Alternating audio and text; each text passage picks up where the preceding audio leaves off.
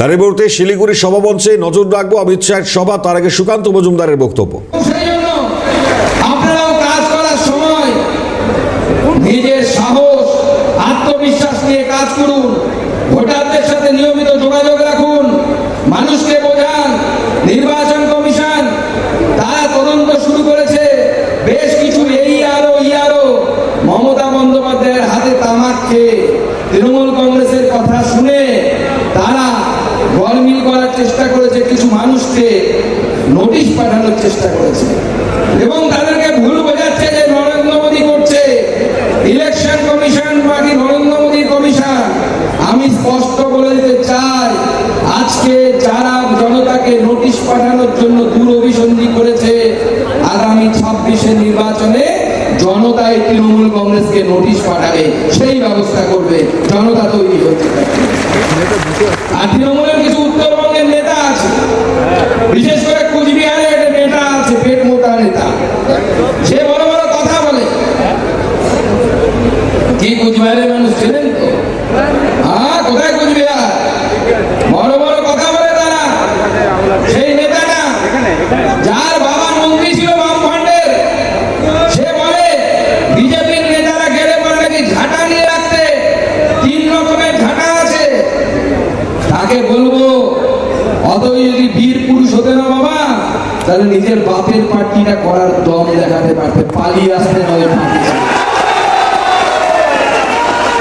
দম নেই, তাই বাপের করা পার্টিটা ছেড়ে পালিয়ে এসে মমতা বন্দ্যোপাধ্যায়ের আঁচলের তলায় আশ্রয় নিয়েছে। যদি দম থাকে, ওই দিনহাটার বুকে সুকান্ত মজুমদার যাবে, অন্যান্য নেতৃত্ব যাবে। পুলিশ ছাড়া এসে দেখো কত বড় বাপের বেটা হয়েছে, বিজেপি দেখিয়ে দেবে বিজেপির দম কত। আজকে তৃণমূল কংগ্রেসের নেতাদের রাগ হয়েছে। আমি এখানে কিছুদিন আগে নকশার বাড়িতে এসেছিলাম একটা সভা করতে, আমার সভাস্থানে নাকি গঙ্গা জল ছিটিয়েছে। বলেছে আমরা যাওয়াতে নাকি সুকান্ত মজুমদার যাওয়াতে নাকি অপবিত্র হয়ে গেছে। সুকান্ত মজুমদার এখনো মঞ্চে দাঁড়িয়ে দম রাখে রে। তোরা তো পঞ্চায়েতের মেম্বারদের চুরি করতে শুরু করিস, দুবারের সাংসদ, তৃণমূলের কোন নেতার ক্ষমতা নেই যে সুকান্ত মজুমদারের দিকে আঙুল তুলে বলতে পারে যে সুকান্ত মজুমদার চোর। এত বড় দম তৃণমূলের কোন নেতা। অভিষেক বন্দ্যোপাধ্যায় গেছিল আমার জেলাতে, অনেক বড় বড় কথা বলেছে, বলে আমি স্টপেজ মিনিস্টার। তারপরে তিনি আমি ট্রেন চালু করে দেখে এলাম, ব্যাঙ্গালোরের ট্রেন চালু করে, যে আমি কি মিনিস্টার। কিন্তু অভিষেক বন্দ্যোপাধ্যায় দমই দক্ষিণ দিনাজপুর জেলায় গিয়ে সুকান্ত মজুমদার দুর্নীতি করেছে এই কথা বলা। কিন্তু সুকান্ত মজুমদার দম রাখে যে অভিষেক বন্দ্যোপাধ্যায় দুর্নীতিগ্রস্ত, তার কয়লা কাণ্ডে তার নাম আছে, গরু বাজার কাণ্ডে তার নাম আছে। এটাই হচ্ছে বিজেপি। না খাউঙ্গা, না না খাউঙ্গা, না খাউঙ্গা। আমরা নরেন্দ্র মোদীর দল। ঘর গোছাতে, বড়লোক হতে এখানে আসিনি। আমরা এখানে এসেছি পশ্চিমবঙ্গকে পশ্চিম বাংলাদেশ হওয়ার হাত থেকে বাঁচাতে। উত্তরবঙ্গ অত্যন্ত সেন্সিটিভ জায়গা।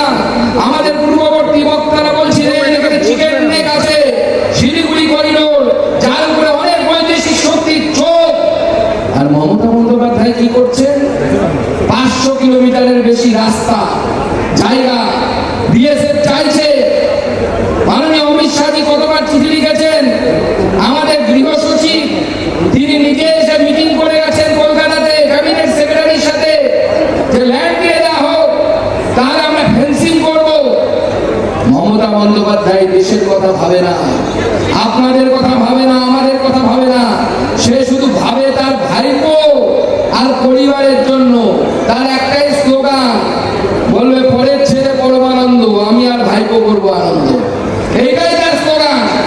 আর সেই স্লোগান নিয়ে সে ভারতবর্ষের আন্তরিক সুরক্ষার সাথে, ইন্টারনাল সিকিউরিটির সাথে তিনি যেভাবে ছেলে খেলা করছেন।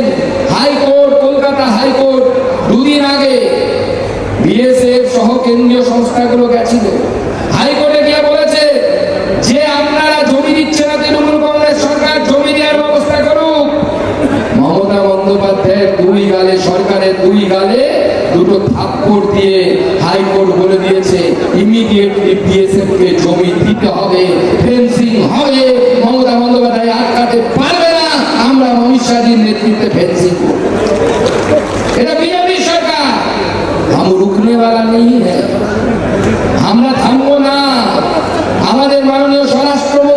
কিছুক্ষণের মধ্যে আসবেন। লোকে তাকে বলেন যে যুগের চাণক্য, তাকে বলেন সে সর্দার বল্লভ ভাই প্যাটেলের পর এই ধরনের একজন হোম মিনিস্টার আমরা পেয়েছি, যিনি 370 ধারাকে বাতিল করে দিয়েছেন, 35 কে বাতিল করেছে আমাদের মাননীয় প্রধানমন্ত্রী নরেন্দ্র মোদীর নেতৃত্বে মাননীয় গৃহমন্ত্রী অমিত শাহ। আর দিদি ভাবছেন যে না, উনি ভারতবর্ষের আন্তরিক সুরক্ষাকে নিয়ে ফেলে খাড়া করবেন। দিদি পার্টি পলিটিক্স থাকবে, আপনি জিতবেন, আমরা জিতবো, আপনি সরকার করেছেন, এরপরে আমরা সরকার করব। কিন্তু এটা চলতে পারে না যে আপনি দেশের স্বার্থকে জলাঞ্জলি দেবেন, দেশের স্বার্থকে নষ্ট করবেন। এটা চলতে পারে না।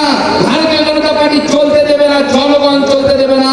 কান ধরে আপনাকে আপনার সিংহাসন থেকে নামিয়ে দেবে ভারতীয় জনতা পার্টি এবং জনগণ একত্রে। বন্ধুগণ, আর কিছুক্ষণের মধ্যে মাননীয় গৃহমন্ত্রী আমাদের মাঝে উপস্থিত হবেন। তিনি আমাদের আগামী দিনের রূপরেখা আমাদের সামনে রাখবেন। আমাদেরকে আরো বেশি করে বুঝে যেতে হবে, আমাদেরকে প্রত্যেকটি মানুষের সাথে যোগাযোগ করতে হবে। উত্তরবঙ্গের প্রত্যেকটি ঘরে নরেন্দ্র মোদীর উন্নয়নের বাণী, সেই উন্নয়নের বাণী আমাদেরকে পৌঁছে দিতে হবে। আর মাননীয় মুখ্যমন্ত্রী মমতা বন্দ্যোপাধ্যায়, তার উন্নয়নের বাণী কি আপনারা নিশ্চয়ই টিভিতে দেখেছেন। কিছুদিন আগে আনন্দপুর বলে কলকাতার কাছে একটি জায়গা আছে, সেখানে ওয়াও মোমো, সেই ওয়াও মোমোর গোডাউনে 27 জন মতো কর্মচারী জীবন্ত দগ্ধ হয়ে মারা গেছে।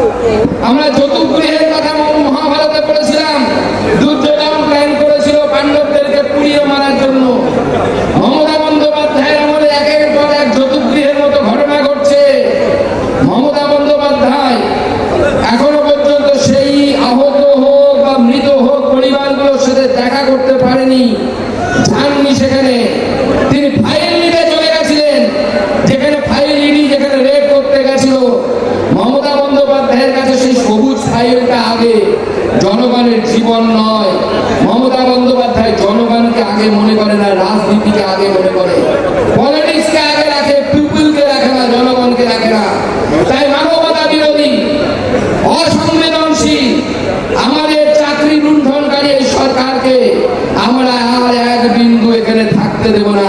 ভারতীয় জনতা পার্টির এই কর্মীরা, এই শক্তি কেন্দ্রের প্রমুখ, আমাদের মন্ডল সভাপতি, মন্ডলের পদাধিকারী, জেলার পদাধিকারী যারা আছেন, তারা আগামী দিনে মমতা বন্দ্যোপাধ্যায়কে উৎখাত করে নরেন্দ্র মোদীর সরকার এই পশ্চিমবঙ্গে স্থাপন করবে, ভারতীয় জনতা পার্টির সরকার স্থাপন করবে। আর তখন কি হবে? তখন বছর বছর স্কুল সার্ভিস কমিশন হবে।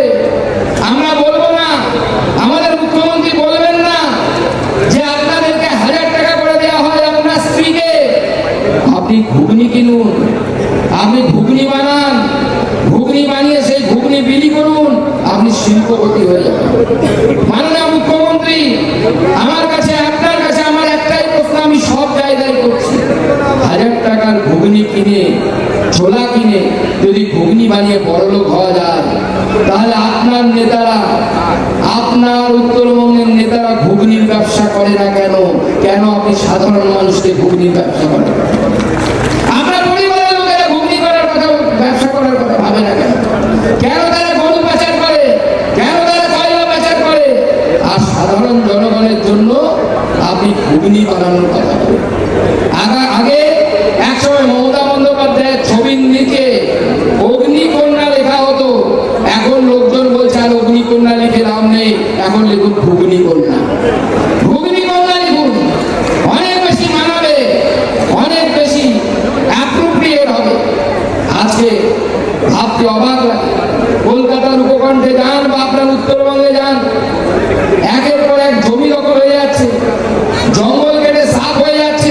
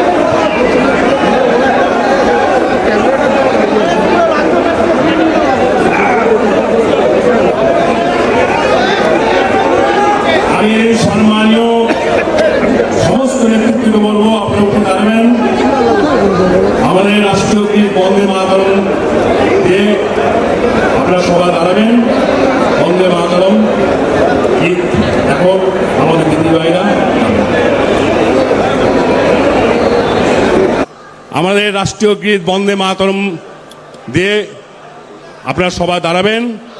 বন্দে মাতরম গীত এখন আমাদের দিদির ভাইরা গাবেন।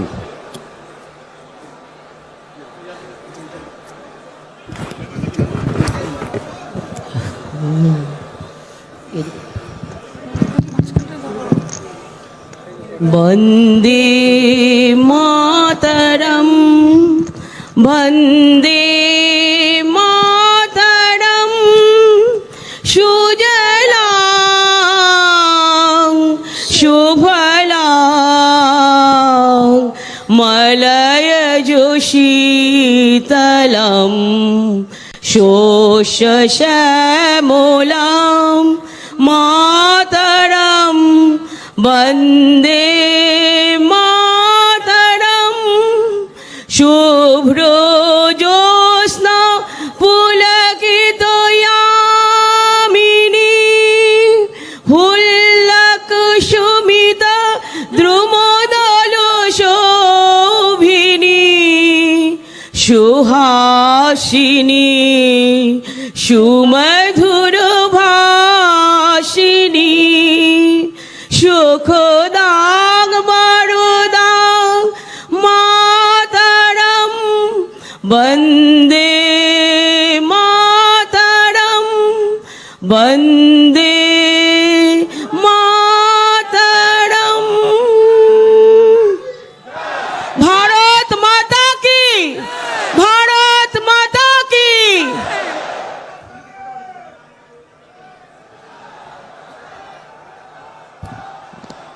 সবাই সুশৃঙ্খলভাবে বসবেন। ভারতবর্ষের সম্মানীয় স্বরাষ্ট্রমন্ত্রী অমিত শাহজিকে উত্তরীয় পরিয়ে বরণ করবেন পশ্চিমবাংলা রাজ্য কমিটির সম্মানীয় সভাপতি শ্রমিক ভট্টাচার্য মহাশয়। আমি শ্রমিকদের অনুরোধ করব উত্তরীয় পরিয়ে তাকে বরণ করবার জন্য।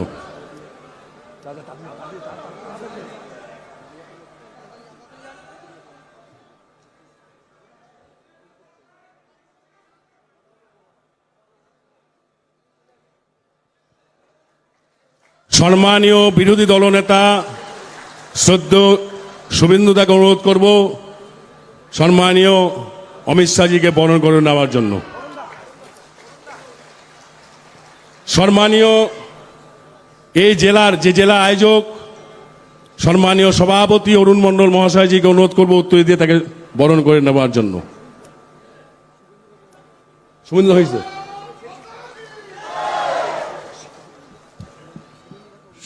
শুভেন্দু তাকে বরণ করবার জন্য অনুরোধ করছি। আজকের এই কার্যকর্তা সম্মেলন কানায় কানায় ভরে গেছে। অনেক কার্যকর্তা ভিতরে প্রবেশ করতে পারেননি। এই কার্যকর্তা সম্মেলনে এখন বক্তব্য রাখবেন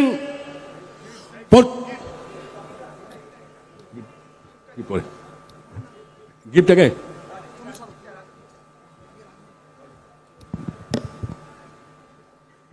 দেশের স্বরাষ্ট্রমন্ত্রী সম্মানীয় অমিত শাহজির হাতে ভগবান বিরসা মুন্ডার প্রতিকৃতি তুলে দেবেন ভারতীয় জনতা পার্টি পশ্চিমবঙ্গ প্রদেশের অন্যতম সাধারণ সম্পাদক তথা জলপাইগুড়ি জেলার প্রাক্তন সভাপতি সম্মানীয় বাপি গোস্বামী মহাশয়।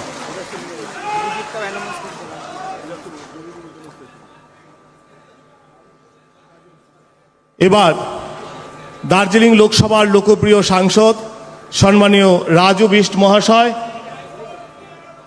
তুলে দেবেন প্রতিকৃতি।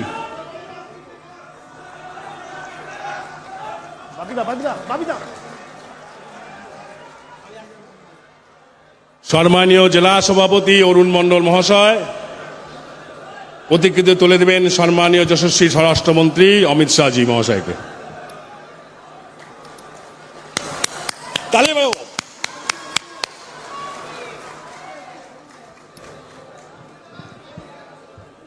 এখন আপনাদের সামনে বক্তব্য রাখবেন পশ্চিমবাংলার বিরোধী দলনেতা আমাদের সকলের শ্রদ্ধেয় সম্মানীয় শুভেন্দু অধিকারী মহাশয়।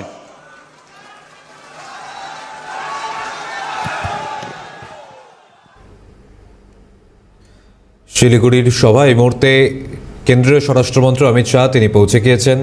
সেই ছবি আপনাদের দেখাচ্ছি। কিছুক্ষণ আগেই তিনি ব্যারাকপুরের সভা করেছেন, এরপর শিলিগুড়ির সভা অমিত শাহের। অবশ্যই নজর রাখতে হবে এই মুহূর্তে এই সভা থেকে তিনি ঠিক কী বার্তা রাখেন। তার আগে আমরা দেখতে পেয়েছি একাধিক বিষয় মন্তব্য করেছেন এবং বিধানসভা ভোটের আগেই তৃণমূল কংগ্রেসকে নিশানা করেছেন কেন্দ্রীয় স্বরাষ্ট্রমন্ত্রী অমিত শাহ। এই মুহূর্তে শিলিগুড়ির সভায় তিনি উপস্থিত হয়েছেন। সেই ছবি আপনাদের দেখাচ্ছি, যেখানে শিলিগুড়ির সভামঞ্চ তাকে উত্তরে পড়ে তাকে স্বাগত জানানো হয়। একাধিক নেতৃত্ব, রাজ্য নেতৃত্ব তারা এই মুহূর্তে উপস্থিত রয়েছেন শিলিগুড়ির এই সভামঞ্চে।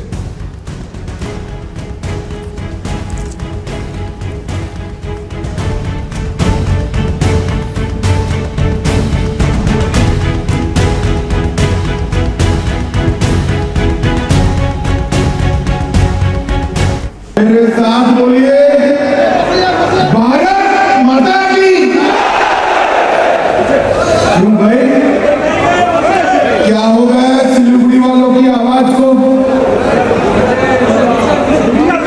भाजपा सरकार बनाना है या नहीं बनाना है? तृणमूल कांग्रेस को हटाना है या नहीं हटाना है? उत्तर बंग का विकास करना है या नहीं करना है? तो ऐसी आवाज नहीं चलेगी। मेरे साथ दोनों हाथ उठाइए जरा, बाहर खड़े हैं वो भी उठाएं। विजय के संकल्प की मुट्ठी बीचे और प्रचंड आवाज से बोलिए, भारत माता की जय श्री राम, जय जय श्री राम, वंदे वंदे। मंच पर उपस्थित पश्चिम बंगाल भारतीय जनता पार्टी के अध्यक्ष और सांसद श्रीमान समीक भट्टाचार्य जी, बंगाल विधानसभा में विपक्ष के नेता और लोकप्रिय जनप्रतिनिधि श्रीमान शुभेंदु अधिकारी जी, भारत सरकार के मंत्री, पश्चिम बंगाल भाजपा के पूर्व अध्यक्ष डॉक्टर सुकांत मजूमदार जी, प्रदेश महासचिव श्री विजन गोस्वामी जी, मेरे मित्र और देश भर के गोरखाओं के नेता श्री राजू बिष्ट जी, प्रदेश के उपाध्यक्ष श्री विजन गोस्वामी जी, मेरे मित्र और देश भर के गोरखाओं के नेता श्री राजू बिष्ट जी, प्रदेश के उपाध्यक्ष और सांसद श्री मनोज तिग्गा जी, जलपाईगुड़ी के सांसद जयंत कुमार रॉय जी,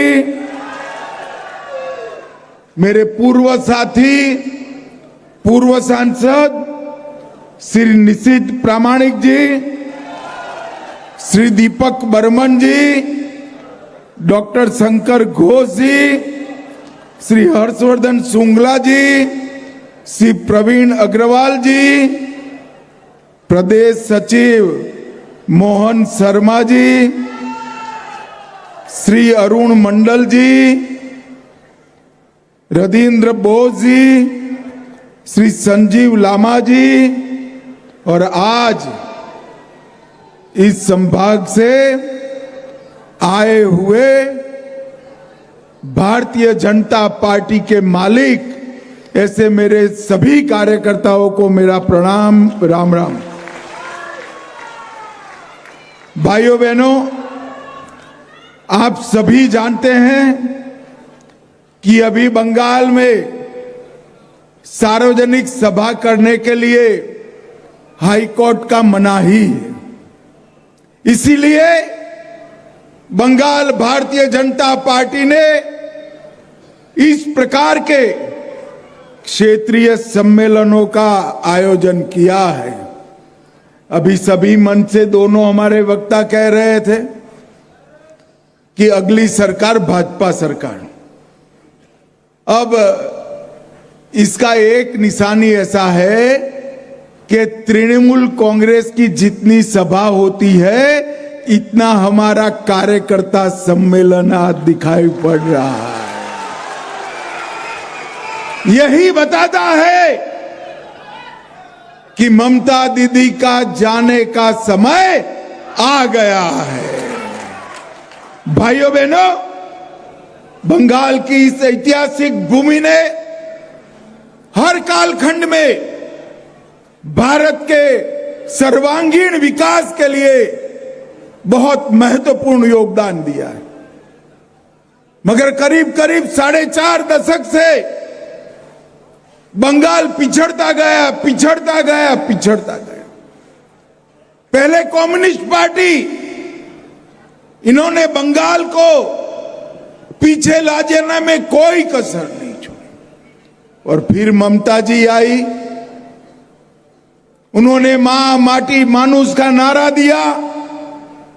और आज मैं विश्वास के साथ कह सकता हूं, ममता दीदी आपसे तो वो कम्युनिस्ट अच्छे थे, आपने तो पूरा बंटाधार कर दिया। पूरे प्रदेश में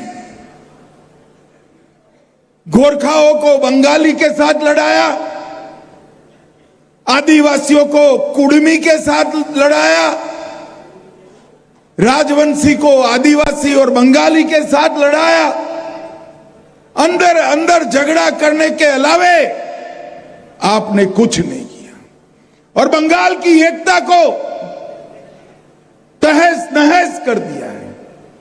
मैं आज इस उत्तर बंग की भूमि पर कहकर जाता हूं कि ममता दीदी, आपका समय समाप्त हो गया है और अब नरेंद्र मोदी जी के नेतृत्व में विवेकानंद जी और रविंद्रनाथ ठाकुर जी की कल्पना का सोनार बांग्ला का निर्माण होने वाला है। भाइयों बहनों, ये वर्ष वंदे मातरम का 150वां साल है। वंदे मातरम के 150 साल समग्र भारत के लिए बहुत महत्वपूर्ण है कि इसी बंग भूमि से 150 साल पहले एक ऋषि पुरुष ने, एक महान आत्मा ने, श्री बंकिम चंद्र चट्टोपाध्याय जी ने वंदे मातरम की रचना की थी। वंदे मातरम ये कोई गान नहीं है, ये कोई गीत नहीं है। वंदे मातरम भारत माता की प्रशंसा में वर्णित किया हुआ एक राष्ट्र माता को भारत माता की प्रार्थना है। और जब वंदे मातरम प्रकाशित हुआ और गुरुवर रविंद्रनाथ जी ने पहली बार सार्वजनिक कार्यक्रम में इसको गाया, देखते देखते देखते कश्मीर से कन्याकुमारी और गुजरात से बंगाल तक वंदे मातरम आजादी का जय घोष बन गया। खुदीराम बोस हो, शहीद भगत सिंह हो, श्री सुखदेव जी हो या महान राजगुरु हो, हर फांसी पर चढ़ने वाले स्वतंत्रता सेनानी ने अपने मुंह से जो अंतिम शब्द का उच्चारण किया वो वंदे मातरम था। और इसी वंदे मातरम के महिमा मंडन के लिए हमारे नेता नरेंद्र मोदी जी ने देश भर में 1 वर्ष तक वंदे मातरम की 150 वर्ष मनाने का निर्णय किया है। ये सार्ध सदी वंदे मातरम की, एक जमाने में 150 साल पहले वंदे मातरम ने देश को आजाद कराने का काम किया था और अब 150 साल पहले बाद भारत माता को विश्व गुरु के स्थान पर बिठाने का काम यही वंदे मातरम करने वाला है। मगर दुर्भाग्य की बात है कि जब वंदे मातरम की चर्चा संसद में हो रही थी, ये तृणमूल कांग्रेस वाले इसका विरोध कर रहे थे। पहले तो मेरी समझ में नहीं आया कि ये क्यों विरोध करे, वंदे मातरम का भला विरोध कैसे हो सकता है। इसको तो सभी दल, सभी राजनीतिक पार्टियां इसका महिमा मंडन करना चाहिए। मगर मैंने इनके ही एक सांसद के पूछा कि भैया आप लोग वंदे मातरम का क्यों विरोध कर रहे थे। बंकिम चंद्र जी बंगाल के थे, एक महान उपलब्धि है इनकी। तब उसने कहा हमारी वो घुसपैठिया वोट बैंक वंदे मातरम से नाराज है, इसलिए हम विरोध कर रहे हैं। अरे शर्म करो ममता, शर्म करो। वोट बैंक के लिए वंदे मातरम का विरोध कर रही हो। बंगाल की जनता आपको माफ नहीं करेगी। 26 के चुनाव में आपका इस कृत्य का हिसाब किताब बंगाल की जनता बहुत अच्छे से कर देगी। मां माटी मानुष का नारा लेकर सत्ता में आई हुई ममता बनर्जी, आज मैं ममता दीदी को पूछना चाहता हूं, क्या हुआ आपके नारे का? आपके राज्य में मां असुरक्षित हो गई। बंगाल की बेटियां, माताएं इतनी असुरक्षा का कभी अनुभव नहीं कर रही। मुझे सारे कार्यकर्ता बताए जरा, बंगाल में बहन बेटियां सुरक्षित है क्या? जोर से बोलो, सुरक्षित है क्या? ममता दीदी, आपने मां को असुरक्षित किया है। माटी पूरी घुसपैठिए कब्जाए हुए। मुझे बताओ उत्तर बंग वालों, ये बंगाल की पवित्र माटी घुसपैठियों के कब्जे में रहनी चाहिए क्या? जोर से बोलो, रहनी चाहिए? ये ममता दीदी खाली करा सकती है? मैं बाद में बात करता हूं घुसपैठिए का। और मां माटी मानुष, और मानुष भयभीत होकर टोलबाजी से, सिंडिकेट से परेशान है। हमारे ट्राइबल सांसद को सरेआम पीटा जाता है। गोरखा भाइयों पर सैकड़ों सैकड़ों केस दर्ज कर उनके साथ चर्चा करने की जगह उनको परेशान किया जाता है।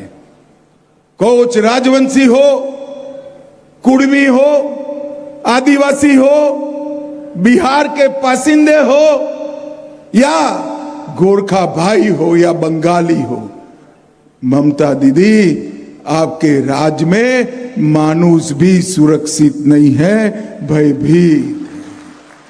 मित्रों, आज मैं अपील करने आया हूं, आप मुझे बताओ 26 के चुनाव में ममता को हटाना है या नहीं हटाना है?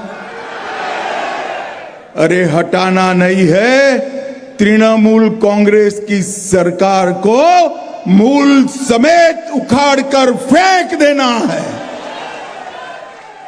पूरे बंगाल को तहस नहस कर दिया। मैं आज आपको कहकर जाता हूं, माताओं, भाइयों, बहनों, 2026 का वर्ष बंगाल के लिए परिवर्तन का वर्ष साबित होने वाला है। परिवर्तन का वर्ष। और मित्रों, मैं आपको बताता हूं कि हमने ये सब जगह कर दिखा है। 2013 में त्रिपुरा में कम्युनिस्टों की सरकार थी, हमें 0.5% वोट मिला था। 14 में मोदी जी प्रधानमंत्री बने, त्रिपुरा में भाजपा कार्यकर्ताओं ने ठान ली, और 18 में और 23 में लगातार 2/3 बहुमत से त्रिपुरा में भारतीय जनता पार्टी की सरकार। 2011 में 11 में भाजपा असम में टॉप 3 में भी नहीं थी, सिर्फ 3 एमएलए थे। 14 में मोदी जी प्रधानमंत्री बने, 16 में बीजेपी का ऐतिहासिक सफर शुरू हुआ। 16 में 86 सीटें और 21 में 79 सीटों के साथ 2 बार आसाम में सरकार बन चुकी है। और मैंने जब कहा ममता दीदी हमारी सरकार बनने वाली है, 1.5 महीने पहले ममता दीदी मेरा मखौल उड़ाती थी। मैं बताना चाहता हूं ममता दीदी, जब प्रभु श्री राम राम सेतु बनाकर लंका में प्रविष्ट किए, रावण भी हंस रहा था, मगर देखते देखते देखते सोने की लंका ढा दी गई। भाइयों बहनों, 2016 में हमें सिर्फ 10% वोट और 3 सीटें मिली थी। 21 में यह आंकड़ा 38% वोट और 77 सीटों तक पहुंचा है। और शुभेंदु अधिकारी हमारे विपक्ष के नेता के रूप में बैठे हैं। कांग्रेस और कम्युनिस्ट 0 पर पहुंच रहे हैं और भाजपा का वोट 4 गुना बढ़ा है। अब तो सिर्फ 38% से 46% की छलांग लगानी है। ये तो मेरा अकेला उत्तर बंग कर देगा, उत्तर बंग कर देगा।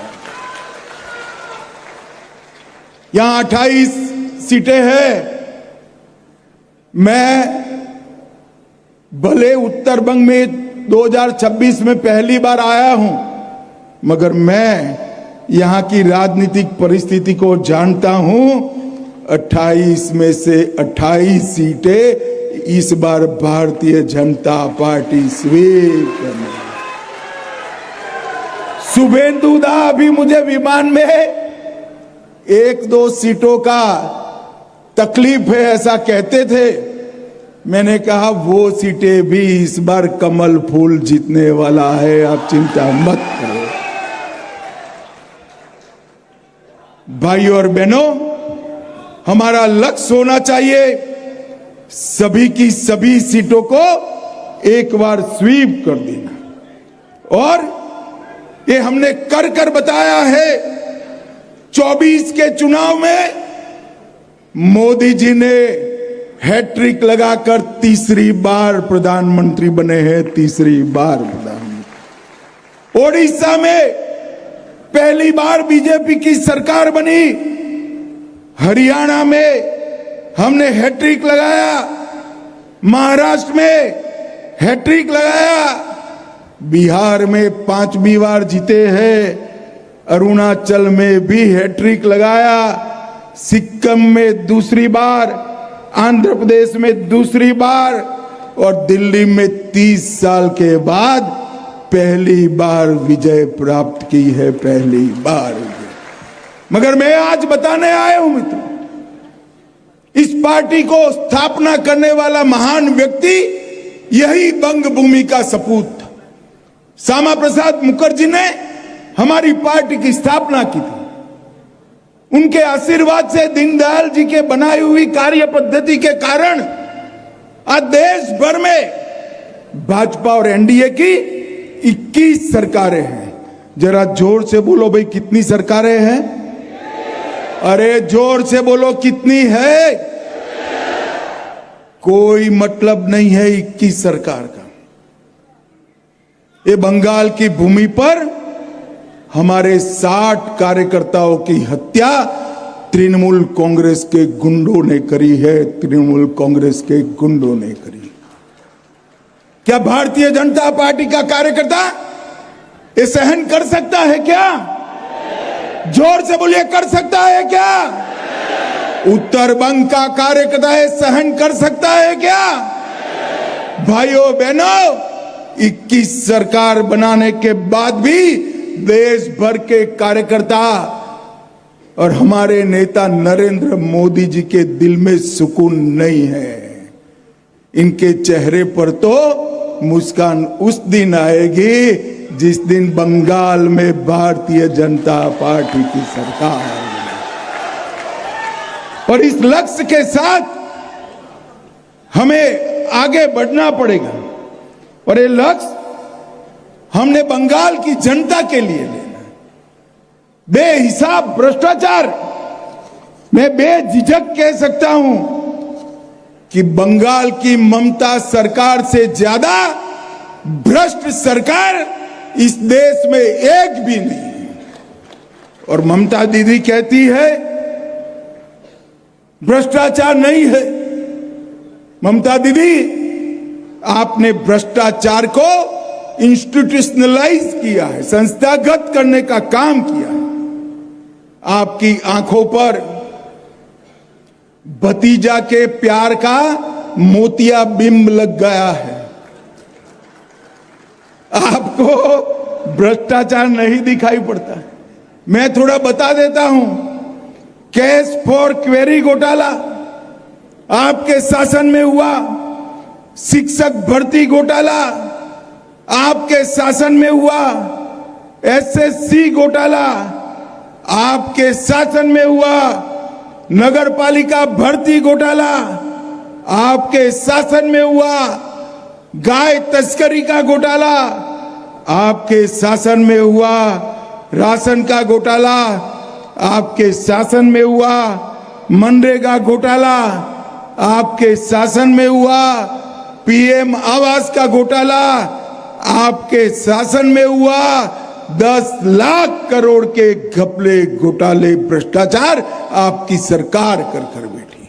और आप कह रही हो कि भ्रष्टाचार नहीं है। ममता दीदी, कितने साथी आपके भ्रष्टाचार के आरोप में जेल में गए। पार्थ चैटर्जी, उनके फ्लैट पर से जो नकदी मिली, नोटें मिली, वो गिनते गिनते पूरे कलकत्ते के नोट गिनने के मशीन भी गर्म हो गए थे।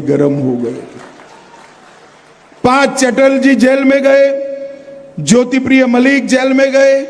अनुव्रत मंडल जेल में गए। जीवन कृष्ण शाह, माणिक भट्टाचार्य, अजीत मैती, चंद्रनाथ सिन्हा, परेश पाल, कुंतल घोष, अराबुल इस्लाम, फिरहाद हकीम, शोभन चैटर्जी, कुणाल घोष, रजत मजमूदार, सोराब अली, ये लोग कौन है? ममता दीदी, आपके ही मंत्री, सांसद और विधायक है। आपको उनका भ्रष्टाचार नहीं दिखाई पड़ता। मैं आज उत्तर बंग की इस भूमि से ममता दीदी को एक चैलेंज देकर चाहता हूं। अगर आप भ्रष्टाचार का समर्थन नहीं करती तो ये 23 लोगों को टिकट मत देना, तो मालूम पड़ेगा कि आप भ्रष्टाचार का समर्थन नहीं करती। अरे ताली मत बजाओ उत्तर बंग वालों, ये देने वाली है। क्यों देने वाली है टिकट मालूम है? अगर इनको टिकट नहीं दिया तो वो भाईपो का नाम कह देंगे, इसलिए देने वाली है। मगर चिंता मत करो आप, बंगाल को भ्रष्टाचार मुक्त शासन मिलने वाला है। मोदी जी के नेतृत्व में 26 में यहां भारतीय जनता पार्टी की पूर्ण बहुमत की सरकार बनने वाली। ये पूरे उत्तर बंग को ममता बनर्जी ने बहुत अन्याय किया है। और मित्रों, कटमनी से तो उत्तर बंग नहीं, पूरा बंगाल परेशान है। सिंडिकेट से उत्तर बंग नहीं, पूरा बंगाल परेशान है। परंतु मोदी जी यहां पर घुसपैठ रोकने की बात करते। मुझे बताओ सारे उत्तर बंग वालों, बंगाल में घुसपैठ रोकनी चाहिए या नहीं रोकनी चाहिए? जोर से बोलिए, रोकनी चाहिए या नहीं रोकनी चाहिए? क्या ममता बनर्जी की सरकार रोक सकती है? वो उल्टा मुझे सवाल कह रही कि भारत सरकार क्या कर रही है। मैंने पार्लियामेंट में जवाब दिया था, बीएसएफ को बाढ़ लगाने के लिए भूमि चाहिए, आप नहीं देती हो।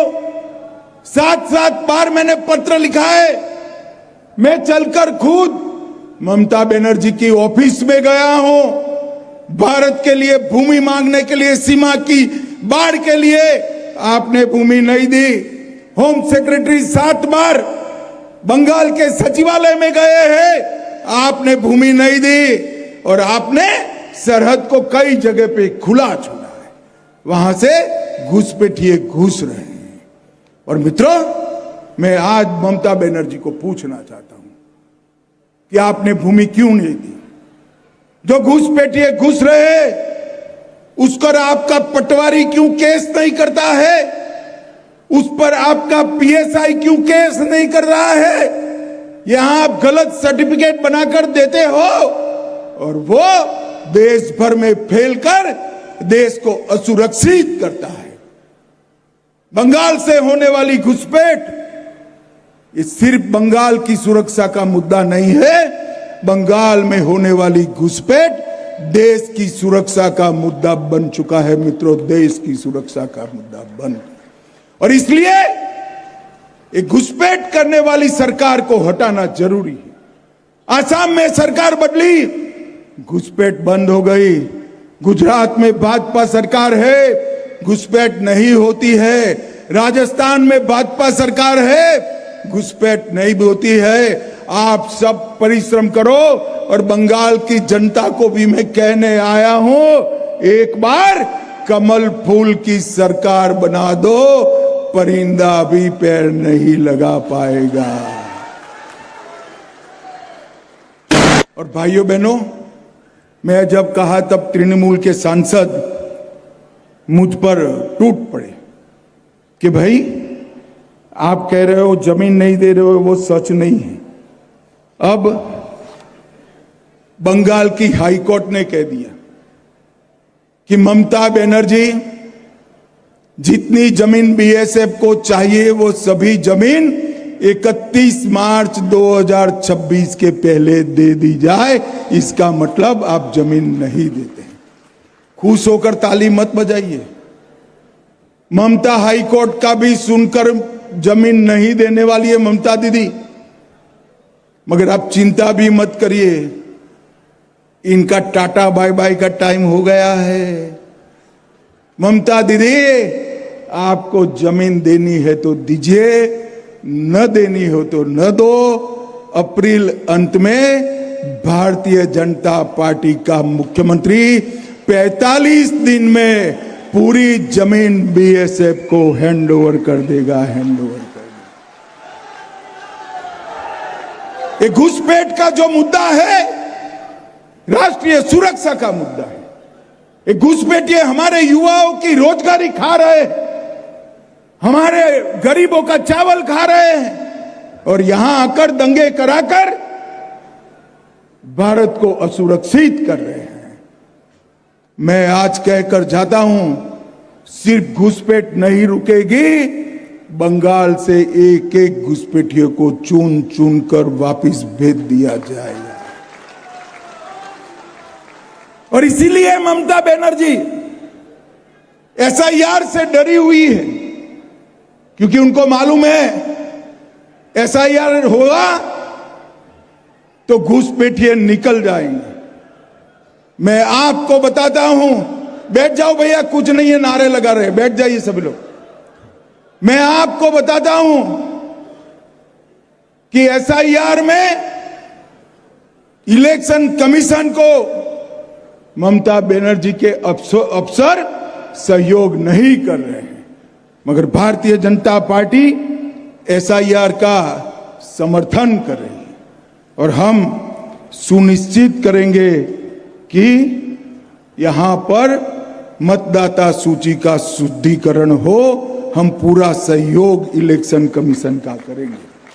और ऐसा नहीं है भाई कि सिर्फ बाढ़ बनाने की भूमि नहीं दे रहे हैं। आप मुझे बताओ, उत्तर बंग में एम्स बनना चाहिए या नहीं बनना चाहिए? अरे जोर से बोलो, बनना चाहिए या नहीं बनना चाहिए? एम्स की भूमि ममता बनर्जी रोक कर बैठी। बागडोगरा का नया एयरपोर्ट ममता बनर्जी रोक कर बैठी है, और रेलवे के प्रोजेक्ट ममता बनर्जी रोक कर बैठी है।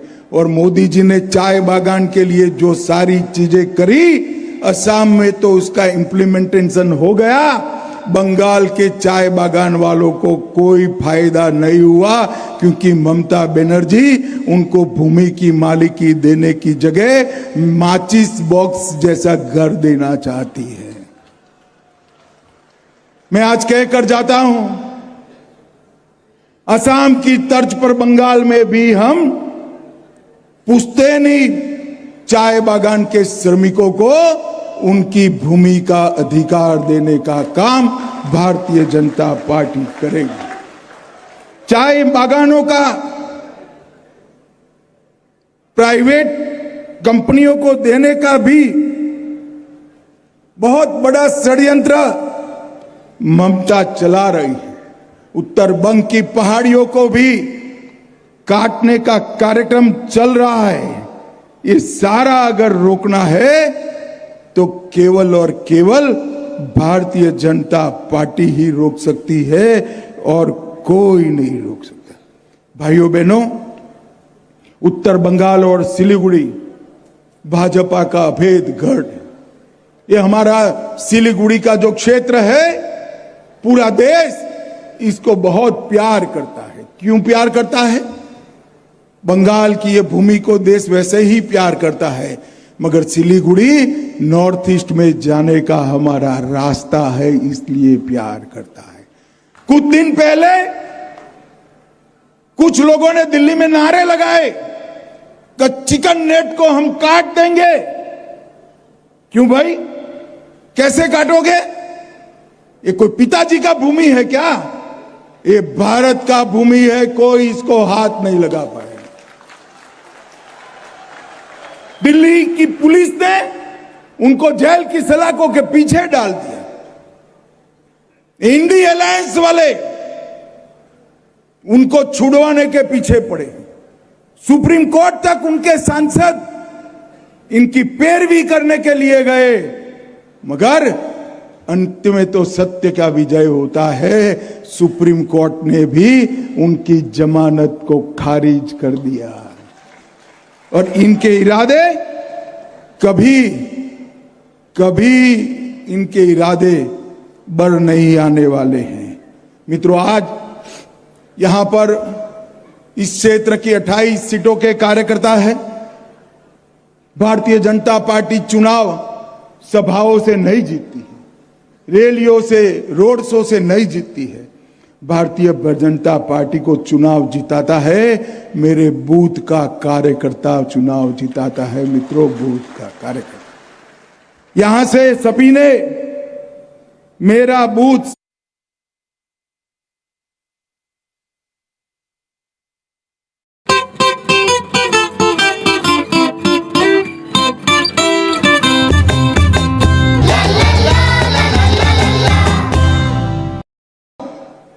वो अन्याय की परिपूर्ति भी इसी संकल्प से होती है।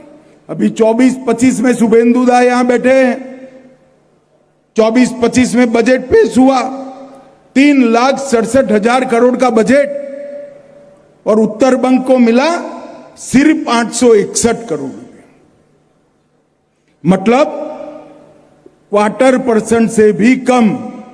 जबकि उत्तर बंगाल का क्षेत्रफल बंगाल के 24% है।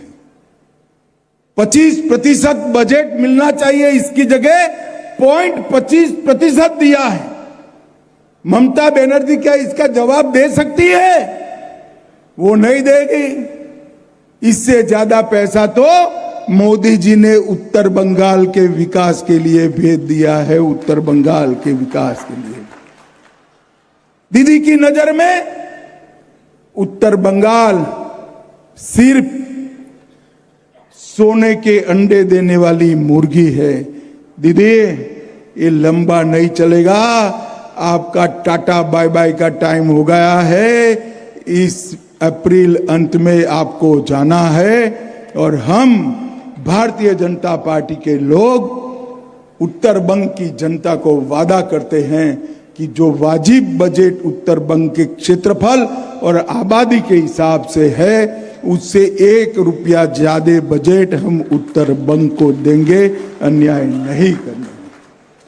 भाइयों बहनों, मोदी जी ने 10 लाख करोड़ से ज्यादा रुपया बंगाल में भेजा है। कांग्रेस की जब सरकार थी, ममता बनर्जी सपोर्ट करती थी, उन्होंने 10 साल में 2 लाख करोड़ भेजा है और मोदी जी ने 10 लाख करोड़ से ज्यादा भेजा है। आप लोगों के गांव में कुछ आया है भाई? अरे जरा जोर से बोलो, आया है?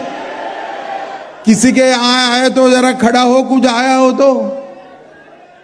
10 लाख करोड़ कहां गया? अरे बोलो कहां गया?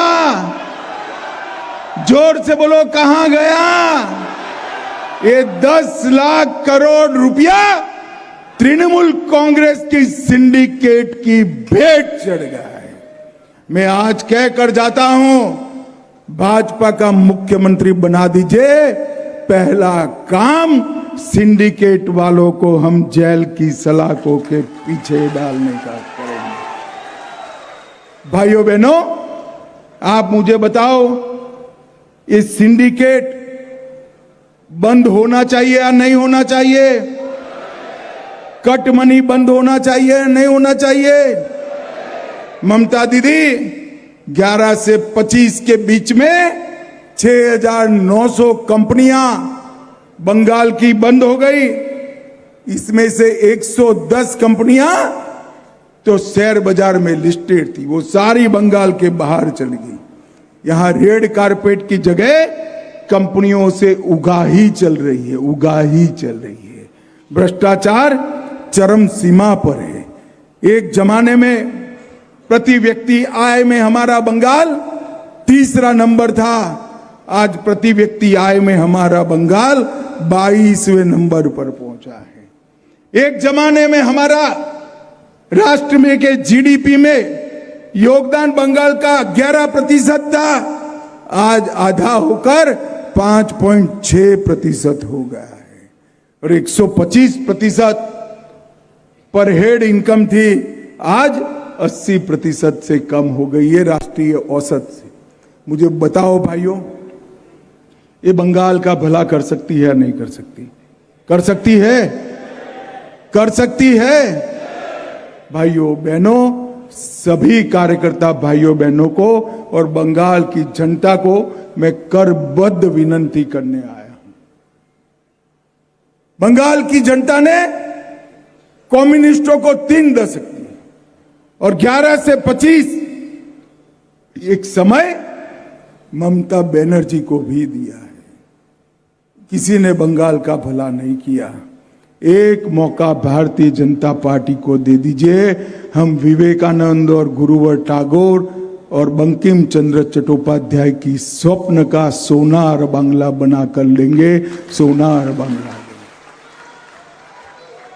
एक ऐसा बंगाल जो घुसपैठियों से मुक्त होगा, जहां इंडस्ट्री आएगी, जहां नौकरियां भ्रष्टाचार के बगैर मिलेगी, यहां युवा को बाहर के राज्य में जाने की जरूरत नहीं पड़ेगी। इरिगेशन बढ़ेगा, रोड, रास्ते, रेलवे, एयरपोर्ट मजबूत होगी और पूरा बंगाल घुसपैठियों से मुक्त कर कर हम बंगाल को हमारे स्वप्न का सोनार बांग्ला बनाएंगे। भाइयों बहनों, आज से लेकर काउंटिंग तक आप और मंच पर बैठे हुए मेरे समेत सभी लोग सोना भी नहीं है। एक एक पल भारतीय जनता पार्टी को और बंगाल की जनता की भलाई को समर्पित करना है। सारे मतभेद भुलाकर एक मुस्त होकर एक मजबूत दल के रूप में कमल का निशान और भारत माता की तस्वीर और नरेंद्र मोदी जी के प्रेरणा के वाक्य दिमाग में रखते हुए हमने बंगाल को इस बार जीतना है। मुझे बताओ उत्तर बंग वालों, बंगाल जीतने का संकल्प आप करते हैं क्या? जोर से बोलो, करते हैं। सभी की सभी सीटें कमल फूल जीतेगा क्या? उत्तर बंग के विकास के लिए हम काम करेंगे क्या? तो मेरे साथ दोनों हाथ उठाइए, उठाइए दोनों हाथ, विजय के संकल्प की मुट्ठी बीचे और प्रचंड आवाज से बोलिए, भारत माता की वंदे वंदे, जय श्री राम, जय जय श्री राम। आप सभी का बहुत बहुत धन्यवाद, साधुवाद, प्रणाम।